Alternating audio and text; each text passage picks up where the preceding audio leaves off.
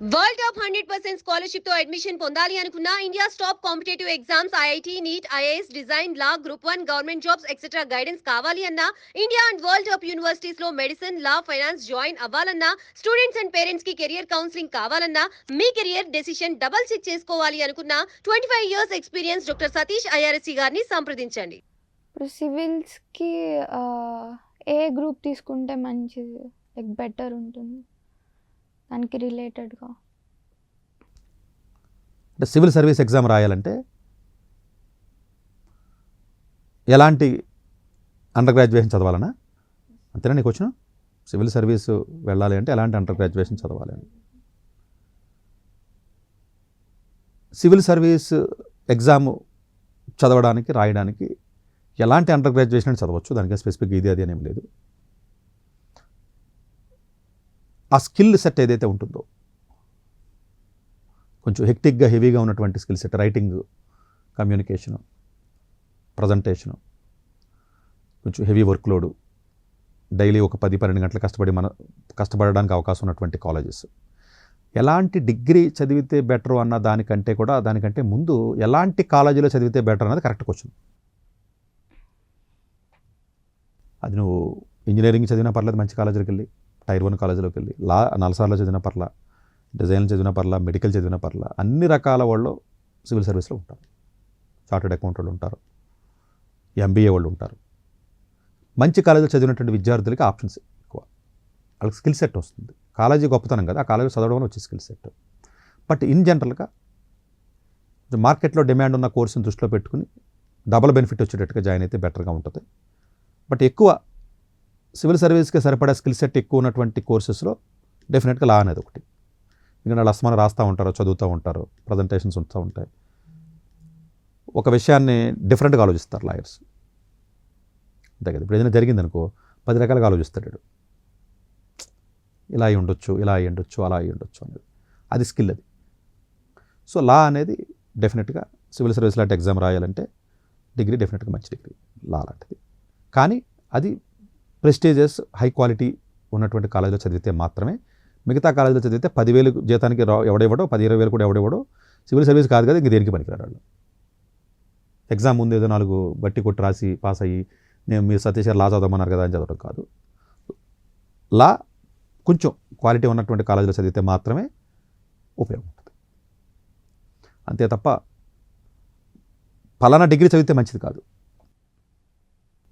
College based అంతే కదా. కొన్ని ప్రీమియర్ కాలేజెస్లో, టైర్ 1 కాలేజెస్లో చదివినప్పుడు నీకు కష్టపడకుండా ఈజీగా స్కిల్ వచ్చేస్తుంది, బలవంతంగా ఆడు సిస్టమ్ ఉంటుంది కాబట్టి అప్పుడు నీకు ఆ స్కిల్ని యూజ్ చేసుకుని నువ్వు ఏది కాదు. ఇప్పుడు బీఏ చదవచ్చు, ఏదైనా చదవచ్చు, టాటా ఇన్స్టిట్యూట్ ఆఫ్ సోషల్ సైన్స్కి వెళ్ళి చదవచ్చు, లేదా ఢిల్లీ యూనివర్సిటీకి వెళ్ళి బీఏ చదివిన పర్లా, లేకపోతే ఎక్కడ చదివినా, లేకపోతే ఇంజనీరింగ్ చదువుతారు చాలామంది, ఆర్కిటెక్చర్ వాళ్ళు ఉన్నారు కొంతమంది, చాలామంది మెడికల్ వాళ్ళు ఉన్నారు, డెంటల్ వాళ్ళు ఉన్నారు మనకి, నీకు ఈవెన్ మీకు అదర్గా చార్టెడ్ అకౌంట్ వాళ్ళు కొంతమంది ఉంటారు. ఇలా అన్ని రకాలు ఉంటారు.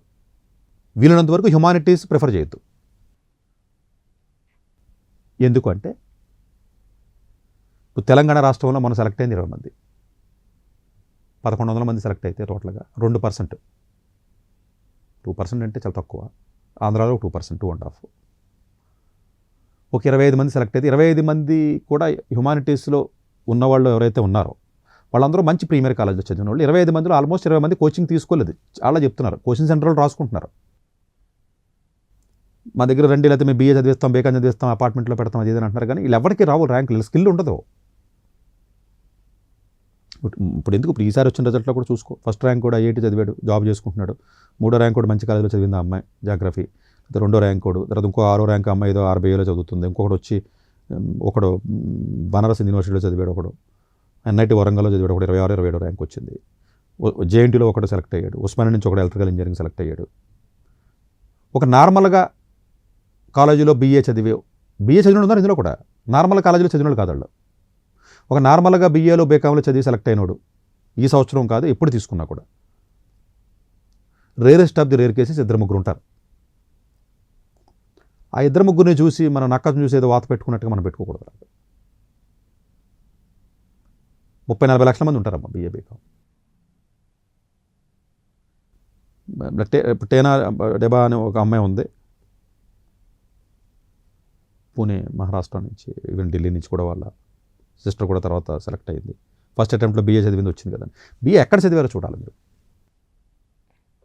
ఇప్పుడు టిస్లో ఈసారి 3 వచ్చారు, తప్పలేదు. డిగ్రీ కాదు అక్కడ చదివిన ప్లేస్. బలవంతంగా సిస్టమ్ని క్రియేట్ చేస్తారు కాబట్టి చక్కగా మీకు స్కిల్ వస్తుంది. బయట ఉంటే నీకెందుకు వస్తుంది స్కిల్ అసలు? మామూలుగా చదవమంటే చదవవు కదా, నువ్వే కదా ఎవడో చదవడం. బలవంతంగా చదవకపోతే చస్తావరా అంటే చదువుతావు, అంతే కదా, ఎవరైనా అంతే కదా, నువ్వైనా ఎవడైనా అంతే కదా. సో అట్లాంటి అట్మాస్ఫియర్ ఉన్నటువంటి కాలేజీల్లో డిగ్రీ కొంచెం అటు ఇటైనా పర్లేదు. సివిల్ సర్వీస్ని దృష్టిలో పెట్టుకుని డిగ్రీ జాయిన్ అవ్వకూడదు. నువ్వు చదివిన డిగ్రీ నీకు భోజనం పెట్టాలి, అంతే తప్ప నువ్వు చదివిన డిగ్రీ వల్ల నేనేదో చదువుతాను తర్వాత నేనేదో పొడి చేస్తాను, అది కరెక్ట్ కాదు కదా. ఫస్ట్ నువ్వు బేసిక్ డిగ్రీ, ఆ డిగ్రీ నేను బతికించాలి ఫస్ట్, అంతే కదా. ఇప్పుడు చాలామంది ఉన్నారు. ఇప్పుడు NIT వరంగల్ అబ్బాయి ఉన్నాడు, ఎలక్ట్రికల్ ఇంజనీరింగ్ అబ్బాయి 4 సార్లు 5 సార్లు 4 ఇయర్స్ 5 ఇయర్స్ పాటు ఉద్యోగం చేసుకుంటూ రాసుకున్నాడు. ఏముంది, రాకపోతే ఉద్యోగం చేసుకుంటాడు. ఓవర్ కాన్ఫిడెంట్గా ఉండకూడదు. అదే ఇప్పుడు JEE ఎగ్జామ్ రాయమని అనుకో, నిన్ను రాదంటావు నువ్వు. ఎందుకు చెప్పనా? దగ్గరలో ఉన్న ఎగ్జామ్ రాయమంటేనేమో కాన్ఫిడెన్స్ ఉండదు, భయపడతావు. 4 ఏళ్ల తర్వాత దూరంగా ఉన్న ఎగ్జామ్ రాయమంటే కాన్ఫిడెంట్గా ఉంటావు. దగ్గరంటే భయం, దూరం అంటే ఆశ. భయం కాబట్టి నెగిటివ్గా ఆలోచిస్తావు, అది ఆశ కాబట్టి పాజిటివ్గా ఆలోచిస్తావు, అంతే తేడా. చాలా తేడా ఉంది. 5 ఏళ్ల తర్వాత అంటే పాజిటివ్గా ఆలోచిస్తావు. నెక్స్ట్ మంత్ ఎగ్జామ్ ఉంది రాయంటే రాయు. ఇక్కడ మొత్తం నెగిటివ్ ఆలోచిస్తావు, అక్కడ మొత్తం పాజిటివ్ ఆలోచిస్తావు. ఆ పాజిటివ్గా ఆలోచించడం అనేది ఏదైతే ఉందో అదే మనల్ని కిల్ చేసేస్తుంది. రిస్క్ తీసుకోవచ్చు, బ్లైండ్ రిస్క్ తీసుకోకూడదు. కాన్ఫిడెంట్గా ఉండొచ్చు, ఓవర్ కాన్ఫిడెంట్గా ఉండకూడదు. మన పాస్ట్ సక్సెస్ బట్టి మనం అసెస్మెంట్ చేయాలి. మనం అంటే డిస్కరేజ్ చేయడం కాదు, ప్రాక్టికల్గా ఆలోచించాలి కదా. ఇప్పుడు సివిల్స్ అంటే ఇప్పుడు ఇంటర్ నుండే సివిల్స్ అలా పెడుతున్నారు కాలేజ్లో. ఏ ఏజ్లో చదివితే కోచింగ్ తీసుకుంటే కరెక్ట్? దానికి సంబంధించి చాలా వీడియోలు నేను చేశాను. అలా ఇంటర్ తర్వాత అలా చేయకూడదు, చదవకూడదు. ఇలా కార్పొరేట్ ఇన్స్టిట్యూట్స్ నారాయణనో చైతన్యనో రకరకాల ఏజ్ లేదు. గ్రాడ్యుయేషన్ చదివినప్పుడు గ్రాడ్యుయేషన్లోకి వెళ్ళిన తర్వాత 3rd ఇయర్లోనో 5th ఇయర్లో ఆలోచించుకుంటారు వాళ్ళు. ఏ ప్లేస్ అయితే మీరు ప్రిఫర్ చేస్తారు? అవును, మంచి కాలేజ్, ఏ కాలేజీకి వెళ్ళి చదువుకో. సివిల్స్ మీద. సివిల్స్కి ప్లేస్ ఎందుకు? నువ్వు వెళ్ళి చదువుకుంటున్నావు కదా, సివిల్స్ కోచింగ్ ఎందుకు అసలు? ప్లేస్ ఎందుకు అసలు? నువ్వు ఏ డిగ్రీ చదివితే ఆ డిగ్రీ చదువుతూ ప్రిపేర్ అవుతావు కదా. దానికి ప్లేస్తో పనే ఉంది.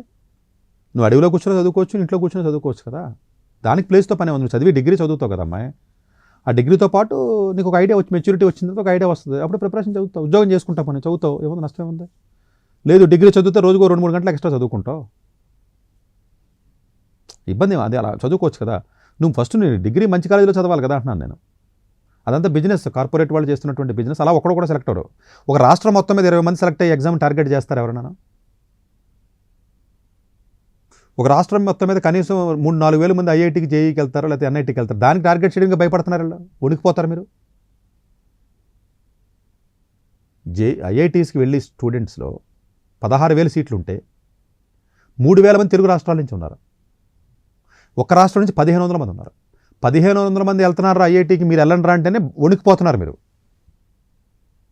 20 మంది వెళ్తారంటే మాత్రం ధైర్యం వచ్చేసిందా? సంబంధం ఉందా? 20 ఎక్కడ, 1,500 ఎక్కడ అమ్మాయి? లాజికల్గా ఆలోచించు. ఇది 15, అది 3,000. 2 రాష్ట్రాలు చూస్తే ఒక రాష్ట్రం 1,500 పోనీ. సో అందువల్ల ఏంటంటే ఎట్టి పరిస్థితుల్లోనూ అలాంటి పనులు చేయకూడదు. ఇప్పుడు IIT ప్రిపేర్ అయ్యాడు, సీట్ రాకపోయినా నష్టం జరగదు. ఎందుకు తెలుసా? ఇంకో కాలేజీకి వెళ్తాడు, ఉస్మానియాకో JNTకి వెళ్తాడు. అది కాబట్టి ఇంకో ప్రైవేట్ ఇంజనీరింగ్ కాలేజీకి వెళ్తాడు, నష్టం జరగల. కాలేజీ కొంచెం లో లెవెల్ కాలేజీకి వెళ్ళాడు. వీడి పరిస్థితి ఏంటి? జాగ్రఫీ హిస్టరీ చదువుకున్న పరిస్థితి రాకపోతే కదా రాదు. అలాంటి కాలేజ్ చదివినోడికి రాకపోతే అన్నది కాదు, అసలు రాదు. అలా వచ్చిన చరిత్ర లేదని చెప్తున్నాను కదా. ఇప్పుడు నీతో మాట్లాడుతున్నాను, ఇంటికి గూగుల్ చేసుకో, 20 మంది సెలెక్ట్ అయ్యారు తెలంగాణ వాళ్ళు. 20 మందిలో ఎంతమంది ఉన్నారు అలాగా చదివిన వాళ్ళు? ఒకడో లేడని చెప్తున్నాను ఆన్ స్క్రీన్ మీద. రోజు అదే చెప్తున్నాను అమ్మాయి, నేను రోజు అదే చెప్తున్నాను. లేరు అంటే ఎవడో లేడు భూమి మీద, నేను ఉంటాను అంటున్నావు నువ్వు. అంత కాన్ఫిడెన్స్ ఉంటే ఈ ఎగ్జామే రాసి క్లాట్ రాసి నలసరి హైదరాబాద్కి వెళ్ళరా? తప్పే ఉంది, అంతే కదా. నువ్వు అదే ఎవడు భూమి మీద ఎవడో సాధించింది నేను సాధిస్తాను, ఎవడో ఒకటి సాధించాడు. లాటరీ టికెట్ తగిలింది, లాటరీ టికెట్ నాకు కూడా కావాలంటే కాదు కదా. సో అందువల్ల ఏంటంటే 20 మంది సెలెక్ట్ అయ్యి ఎగ్జామ్ రాష్ట్రం మొత్తం మీద అలాంటి ఎగ్జామ్ని టార్గెట్ చేసి చెత్త కాలేజీల్లో అపార్ట్మెంట్లో ఆల్రెడీ జైల్లోనే ఉండి చచ్చారు మీరు, మళ్ళీ ఇంకో కొత్త జైలుకి వెళ్ళటం ఎందుకు? సో అలాంటి పనులు చేయకూడదు. చాలామంది జీవితంలో ఈ ఇన్స్టిట్యూట్ వాళ్ళు కూడా శవాల మీద డబ్బులు ఏరుకున్నట్టుగా ఏదో ఘోరంగా ఇష్టం వచ్చిన టీవీలో యాడ్లు ఇచ్చి స్టూడెంట్స్ యొక్క జీవితాన్ని నాశనం చేస్తున్నారు. వాళ్ళు మరి నిజంగా మరి ఎలాంటి బతుకుతున్నారో, రోజు అన్నం ఎలా తింటున్నారో, లేకపోతేనేమో వాళ్ళకి సిగ్గు అనేది భగవంతుడు పెట్టాడో లేదో తెలియదు, కానీ ఘోరంగా పిల్లల్ని కిడ్నాప్ చేసి అమ్మేయడం, పిల్లల్ని తీసుకెళ్ళి ప్రాస్టిట్యూషన్లో దింపేయడం చేతన చూసే దొంగలు వాళ్ళకంటే దొంగలేళ్ళు. ఇంతకంటే నీచం ఇది. పొద్దున్న మధ్యాహ్నం సాయంత్రం టీవీలో యాడ్లు, ఆ ర్యాంక్ వచ్చింది, ఈ ర్యాంక్ వచ్చింది. బుద్ధుందా? ఒకడు కూడా సెలెక్ట్ అవ్వట్లేదురా, ఎందుకురా అని చెప్పినా కూడా ఎవడైనట్లా. నీలాంటి స్టూడెంట్స్ పాపం తెలియదు, మీకు అంత నాలెడ్జ్ ఉండదు, ట్రాప్లో పడతారు, వెళ్తారు. పోనీ కనీసం ఎవడన్నా సెలెక్ట్ అయినా చూసావా ఎప్పుడన్నా? నువ్వు మంచి కాలేజీలో చదువుకున్నావు, కష్టపడో, పాపం నాన్న బాధపడి చదువుతావు. నువ్వు వచ్చినోడు చూస్తారు 20 మంది, రానివాళ్ళ పరిస్థితి, రానివాళ్ళు చూడవా? 20 మంది వచ్చిందమ్మా తెలంగాణలో, 2000 మందికి రాలేదు కదా పాపం, చదివిన వాళ్ళు ఉంటారు అక్కడ. ఆ 2000 మంది పరిస్థితి ఏంటి? ఆడెలా బతుకుతాడు? కనీసం మంచి డిగ్రీ ఉద్యోగం ఉంటే పాపం చదువుకుంటాడు. ఈ సబ్జెక్టులు దేనికైనా పనికొస్తాయా? పొలిటికల్ సైన్స్, జాగ్రఫీ నువ్వు చెప్పు అసలు ఇప్పుడు బతకడానికి చెప్పు, పనికొస్తాయా? పనికిరావు కదా. దేనికి పనికొస్తాడు? ఇంకో గవర్నమెంట్ ఉద్యోగం రాస్తాను, గ్రూప్ 1 రాస్తాను, గ్రూప్ 2 రాస్తాను అంటే ఎన్ని ఉంటాయి? గ్రూప్ 1 90 ఉన్నాయి ఉద్యోగాలు, 3 ఏళ్ళు కూడా పడుతుంది ఈ తెలంగాణ గవర్నమెంట్లో, ఆంధ్ర గవర్నమెంట్లో. ఏం రాస్తా? గ్రూప్ 2 400 300 పడ్డాయి, 3 ఏళ్ళకి 2 ఏళ్ళకి సరిపోతుందా మన జనాభాకే? అవి కూడా సివిల్ సర్వీస్ ప్రిపేర్ అయినాడు, మంచి టాప్ కాలేజ్ చదివినాడు, అవి కూడా వాళ్ళ కొడతారు. ఈ చెత్త, ఈ కుళ్ళిపోయిన టమాటాలాగే చెత్త ఇలా కొట్టరమని, అది కూడా మళ్ళీ మంచి చదివినాడు వచ్చి కొడతాడు. అబ్జర్వ్ చేయి నువ్వు. ఎవడో యూట్యూబ్లో ఇంటర్వ్యూ చేస్తాడు ఆ ఛానల్, ఆ సుమన్ టీవీ ఓడో, లేదా డ్రీమోడో, లేదా ఇంకొకటి వచ్చి ఆడు మోటివేట్ చేస్తారు, ఇన్స్పైర్ అయిపోతారు, గంతులు వేసేస్తారు మీరు. అది వినడానికి బాగుంటాయి. వచ్చినోడే చూస్తున్నావు, రానుండి చూడట్లా, అది ప్రాబ్లము. అంతే కదా. నువ్వు సక్సెస్ని చూస్తే అలాగా ఫెయిల్యూర్ నుంచి కూడా చూడాలి కదా. అప్పుడే కదా మరి నీకు బ్యాలెన్సర్గా నువ్వు ఆలోచించగలవు. సో అందువల్ల ఏంటంటే అట్లాంటివి చేయకూడదు. చాలామంది చేస్తున్న తప్పది యాక్చువల్గా, నువ్వే కాదు, మాకు చాలామంది వస్తున్నారు అలాగా డిప్రెషన్లోకి వెళ్ళి ఇబ్బందులు పడి దేనికి పనికి రాకుండా, వాళ్ళకి ఎంబీఏకి వెళ్ళలేరు, మ్యాథమెటిక్స్ చదివి ఉండరు, సీట్లు రావు, ఆ డిగ్రీ దేనికి పనికిరాదు, మొత్తం డిప్రెషన్, వాళ్ళు ఒక రకమైనటువంటి ఇబ్బందికరమైన పరిస్థితిలోకి వెళ్తారు. అదే ఏ మెడికల్లో లా చదివితే కనీసం బతుకుతాడు కదమ్మా. మెడికల్ చదివి మెడికల్ ఆప్షన్ తీసుకోరాదా? తప్పే ఉంది. ఇంజనీరింగ్ చదివి ఇంజనీరింగ్ ఆప్షన్ తీసుకో, ఎలక్ట్రికల్ ఇంజనీరింగ్. మ్యాథ్స్ చదివి మ్యాథ్స్ ఆప్షన్ తీసుకో. ఈ ఆప్షన్ కదేంటి, ఫిజిక్స్ తీసుకో. అవి కూడా ఆప్షన్లే కదా, ఆప్షన్ సబ్జెక్టులు. సోషియాలజీ చదివేస్తాను నేను, BA సోషియాలజీ ఆప్షన్ తీసుకుంటానంటే మూర్ఖత్వమే కదా అది. ఎందుకు వస్తుంది? అందరికీ వచ్చేస్తుందా? మన తీసిన 1100 కూడా ఓపెన్ కేటగిరీ 340 370 ఉన్నాయి, 370. తెలంగాణలో వచ్చిన 20 మందిలో ఓసీ వాళ్ళు ఎంతమంది తెలుసా? 8 మంది ఉన్నారు. అంటే 8 ఉద్యోగాలకి పోటీ పడిపోతారా? రాష్ట్రం పోటీ పడిపోద్దా? 2000 కోట్ల వ్యాపారం చేస్తారా? 200 కోచింగ్ సెంటర్లో పెడతారా? 1000 కోట్లు అడ్వర్టైజ్మెంట్లు ఇస్తారా? 1,00,000 మంది యాస్పిరేషన్ చేసేస్తారా? 4 ఏళ్ల పాటు 5 ఏళ్ల పాటు కష్టపడి చదివిన రోడ్డు మీదకి వచ్చేస్తారా? సంబంధం ఉందా? అంటే ఆశ మనిషిని ఎంత అదపడాలని తీసుకెళ్ళిపోద్ది అంటే ఇది ఒకటి ఎగ్జాంపుల్ సరిపోదా? ఆశ పట్టడం తప్పులేదు, బట్ దానికి ప్రాపర్గా ఒక సీక్వెన్స్, దానికి ఒక సిస్టమ్ ఉండాలి కదా. ఆశ పట్టడం తప్పులేదు, కానీ ఎట్లాగా నిజంగా ఎగ్జామ్స్ కొట్టి క్యాపబిలిటీ ఉంటే ఇవన్నీ ఎగ్జామ్స్ ఉన్నాయి కదా. ఇప్పుడు కొత్తగా NCET అని చెప్పాను, నాటా ఎగ్జామ్ ఉంది, లేకపోతే మామూలు ఎగ్జామ్స్ NIDO, లేకపోతే ఇంకో ఎగ్జామ్ కొట్టు ఉన్నాయి కదా. ఏదో ఎగ్జామ్ కొట్టి ఏదో కాలేజీకి పోతే కనీసం కాలేజీ లైఫ్ కూడా ఉంటుందా? ఇక్కడ కాలేజీ లైఫ్ ఉంటుందా? నువ్వు చెప్పు. విజయవాడలో ఉన్నావు నువ్వు, ఏదో డిగ్రీ చదివావు, BA BCom, కాలేజీ లైఫ్ ఉంటుందా? కాలేజీ లైఫ్ లేకుండా చచ్చిపోతావు నువ్వు. ఏం చెప్తావు వద్దు నీ పిల్లలకే? ఎక్కడ చదివావంటే అపార్ట్మెంట్ చదివానని చెప్తావా? ఏం చదివావంటే ఫెయిల్ అయ్యని చెప్తావు. ఓ ఫెయిల్యూర్ మదర్స్ కింద అయిపోతారు మీరు అందరూ. మీ నెక్స్ట్ జనరేషన్ నువ్వు చదివావు 5 ఏళ్ళు చదివావు, ఏం పీకావు అని అడుగుతాడు. ఒక ఎగ్జామ్ని పట్టుకుని 5 ఏళ్ళు 6 ఏళ్ళు చదివాడంటే అంతకంటే దరిద్రం ఒకటి ఉందా జీవితం వదిలేసి? ఏం చెప్తారు మీరు నెక్స్ట్ జనరేషన్కి? డిప్రెస్డ్ పర్సన్స్ని తయారు చేస్తారు సొసైటీ. ఈ కోచింగ్ సెంటర్ వాళ్ళు ఒక డిప్రెస్డ్ పర్సన్స్ని తయారు చేసి సొసైటీలో వదిలేస్తున్నారు.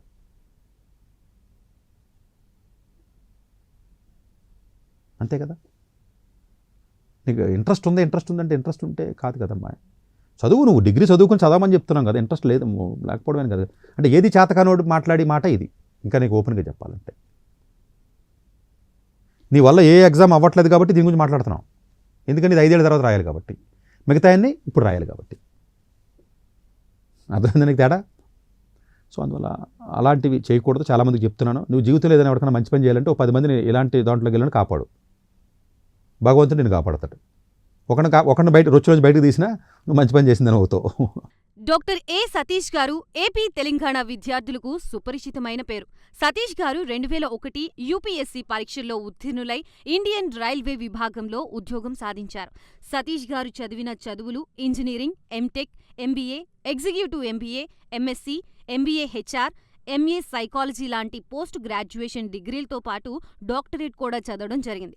డాక్టర్ సతీష్ గారు నిరంతర విద్యార్థి. అలాగే సతీష్ గారు పలు ప్రతిష్టాత్మక కాంపిటేటివ్ పరీక్షల్లో యూపీఎస్సీ నిర్వహించే సివిల్ సర్వీసెస్ పరీక్షల్లో 159వ ర్యాంక్, అలాగే ఇంజనీరింగ్ సర్వీస్లో 24వ ర్యాంక్, గేట్ ఎగ్జామ్లో 4వ ర్యాంక్, క్యాట్ ఎగ్జామ్లో 99.8%, జీమాట్ ఎగ్జామ్లో 760 స్కోర్, ఇలా పలు కాంపిటేటివ్ ఎగ్జామ్స్లో మొదటి ప్రయత్నంలోనే ఎన్నో ర్యాంకులు సాధించారు. ఇన్ని క్వాలిఫికేషన్స్, డిఫరెంట్ కాంపిటేటివ్ పరీక్షల్లో ర్యాంకులు సాధించిన వ్యక్తులు మన ఇండియాలో చాలా అరుదని చెప్పాలి. ఇలాంటి అకాడమిక్ల పరంగా, కాంపిటేటివ్ల పరంగా ఇన్ని ర్యాంకులు సాధించడంతో పాటుగా గవర్నమెంట్ ఉద్యోగం చేస్తూ పలు అవార్డులు తీసుకున్నారు. సతీష్ గారికి జనరల్ మేనేజర్ అవార్డు జోనల్ లెవెల్లో, ఆల్ ఇండియా లెవెల్లో నేషనల్ లైఫ్ టైమ్ అచీవ్మెంట్ గుర్తింపులు దక్కాయి. అప్రిసియేషన్ ఆఫ్ ప్రెసిడెంట్ ఇండియా నుంచి గానీ lifetime Sevashri award from Andhra Pradesh మంత్రుల నుంచి అందుకున్నారు. వీటితో పాటు పలు రకాల అవార్డులు అందుకున్నారు. ఎన్నో ప్రతిష్టాత్మక ఆర్గనైజర్స్ సంస్థలో పర్మనెంట్ మెంబర్గా ఉన్నారు. కష్టపడి పైకి వచ్చిన వ్యక్తి కావడం వల్ల గత 20 సంవత్సరాల నుంచి ఎంతో మంది చిన్నపిల్లల దగ్గర నుండి 5, 6 తరగతి విద్యార్థుల నుంచి పెద్ద పెద్ద పీజీ, పీహెచ్డీ కాలేజీలకు వెళుతూ విద్యార్థులకి అవగాహన కల్పిస్తూ ఉంటారు. ప్రతి విషయంపైన డాక్టర్ సతీష్ గారు స్పష్టమైన అవగాహన కలిగి ఉన్నారు. డాక్టర్ సతీష్ బలంగా నమ్మే సూత్రం ఏంటంటే అవేర్నెస్ ఈజ్ ఎవ్రీథింగ్. మనిషికి అవేర్నెస్ ఉంటే ఏదైనా సాధించగలరు. ఒక్క మోటివేషన్తోనే కాదు, ఏది చెయ్యాలి, ఏది చేయకూడదు, ఎలాంటి డెసిషన్ తీసుకోవాలనే విషయాలపై, ముఖ్యమైన విషయాలపై అవగాహన కల్పిస్తూ ఉంటారు. అలాగే గవర్నమెంట్, ప్రైవేట్ జాబ్లే కాకుండా ప్రపంచ దేశాల్లోని జాబ్స్పై కూడా అవగాహన కల్పిస్తూ ఉంటారు. ఉద్యోగాలతో పాటు పెద్ద చదువులైన ఐఐటి వంటి వాటిపై సెషన్స్ నిర్వహిస్తూ ఉంటారు. ఇప్పటి వరకు 3 లక్షల సెమినార్లు ₹1 తీసుకోకుండా ఉచితంగా నిర్వహించారు. ఇందులో భాగంగా మన ప్రైమ్ 9 ద్వారా విద్యార్థులకి మోటివేషన్ ఇవ్వడానికి మీ ముందుకొస్తున్నారు డాక్టర్ సతీష్ గారు. వరల్డ్ టాప్ 100% స్కాలర్షిప్ తో అడ్మిషన్ పొందాలి అనుకున్నా India top competitive exams IIT, NEET, IAS, design, law, group 1 government jobs etcetera guidance కావాలి అన్నా, India and world top universities లో మెడిసిన్, లా, ఫైనాన్స్ జాయిన్ అవ్వాలన్నా, స్టూడెంట్స్ అండ్ పేరెంట్స్ కి career counselling కావాలన్నా, మీ కెరియర్ డెసిషన్ డబుల్ చెక్ చేసుకోవాలి అనుకున్నా 25 years experience doctor Satish IRSC గారిని సంప్రదించండి.